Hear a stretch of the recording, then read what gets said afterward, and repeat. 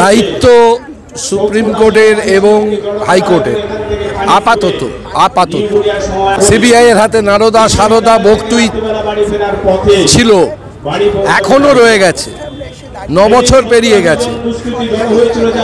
সুতরাং শুধুমাত্র আদালতের হাতে বা আদালতের মুখ চেয়ে বসে থাকলে, দেখুন ঐতিহাসিকরা বলছেন যে ভারত ছাড়ো আন্দোলনেও এইরকম সারা ভারতব্যাপী জনরোষ দেখা যায়নি। আজকে সেই জনরোষকে যদি না পর্যবসিত করা যায়, তাহলে কালকে বাড়িতে ঢুক করবে এবং এই ব্যবস্থাকে যদি, এই অবস্থাকে যদি চলতে দেওয়া যায়, তাহলে কালকে বাড়িতে ওই, আমার লজ্জা লাগে, আমার সিনিয়র তাপস পাল বলেছিলেন ঘরে ছেলে ঢুকিয়ে দেব, এবং এটাই যে এদের সংস্কৃতি সেটা সর্বস্তরে প্রচারিত। কেউ আঙুল ভেঙে দিচ্ছেন, কেউ হাত কেটে দেবেন বলছেন, কিন্তু মানুষের জনরোষ উনি নিজে ভুলে যাচ্ছেন। বামফ্রন্টের বিরুদ্ধে কিন্তু ঠিক এই রকমই জনরোষ তৈরি হয়েছিল, এবং উনি যদি নিজেই না নিজের বিরুদ্ধে ঘুরে দাঁড়ান, তাহলে ওনারও ভবিষ্যৎ ভালো নয়।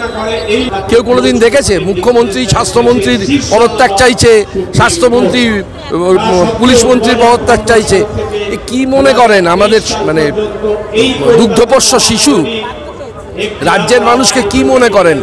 একটা লোকের না তার কোনো রকম ফরেন্সিক টেস্ট হলো, না তার কোনো রকম জামা কাপড়ের টেস্ট হলো, না তার সিমেন্ট টেস্ট হলো, অথচ তাকে সে গিয়ে দাঁড়িয়ে বললো আমি খুন করেছি, সঙ্গে সঙ্গে সে খুনি হয়ে গেল, কোনো প্রমাণ ছাড়াই, কোনো ডাক্তারি পরীক্ষা ছাড়াই। এরপর তো কোর্টে গিয়ে দাঁড়িয়ে বলবে।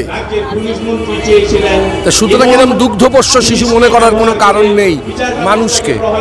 সাধারণ অনেক শিল্পীদের দেখা যাচ্ছে রাস্তায়, বহু শিল্পীদের যারা নামেন না বিভিন্ন সময়, যারা নিজেদের দায়িত্ব নিতে পারছেন না, তারা সময়ের কাছে এমনভাবে অভিযুক্ত হয়ে থাকলেন, সময় তার উত্তর দেবেই। বিভিন্ন বিরোধী রাজনৈতিক দল তারা কি কোথাও একটা ফায়দা তোলার চেষ্টা করছে?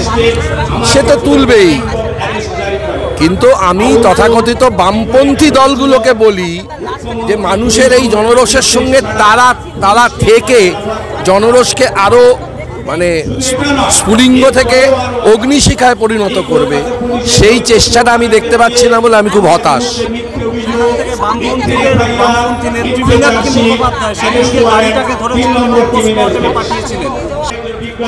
সেদিন যদি মীনাক্ষী রাস্তায় গাড়িটাকে না ধরতো, তাহলে আজকে এত মানুষ জানতেই পারতেন না কি হয়েছে। সুতরাং এই সমস্ত আন্দোলনের যাবতীয় বলা যায় উৎসমুখ, সেটা মীনাক্ষী মুখার্জি একা নয়, গোটা এসএফআই ডিওয়াইএফআই সমস্ত ছাত্রছাত্রী যারা সেদিনকে আটকে ছিলেন তারা, হ্যাঁ মীনাক্ষী মুখার্জি হয়তো নেতৃত্ব দিয়েছেন।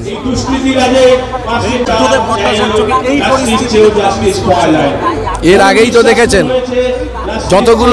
যতগুলো ঘটনা, এই অনিতা দামান থেকে শুরু করে যতগুলো ঘটনা এনারা বলে থাকেন, তাদের একজনও কেউ জেলের বাইরে নেই, একজনও না। অথচ এই যে কামদুনির মেয়েটা, এই মেয়েটার যে মানে ধর্ষক শুধু নয়, যে খুনি, সে উত্তর 24 পরগনার ভোট করায়, উত্তর 24 পরগনার সে সম্রাটের মতো ঘুরে বেড়ায়। এই যে হচ্ছে তফাৎ। কি করে বলবো মানুষকে দেখে, কি করে বলবো জাতির ডিগ্রেডেশন হয়েছে? ডিগ্রেডেশন যদি কারোর হয়ে থাকে তাহলে সেটা তৃণমূল দলের হয়েছে, এবং তাদের যা সব সমর্থকদের কথা বলছি না, তাদের মধ্যে এমন বহু সমর্থক এই ভিড়েই আছে তারা, এবং যতগুলো মিছিল হয়েছে সেই ভিড়ে তারাও ছিলেন, কারণ তারা মানুষ। সব সময় নেত্রীর সব কথাতে সায় দেয় না, দেয় কারা? কিছু গুন্ডা আর মন্ত্রীগুলো।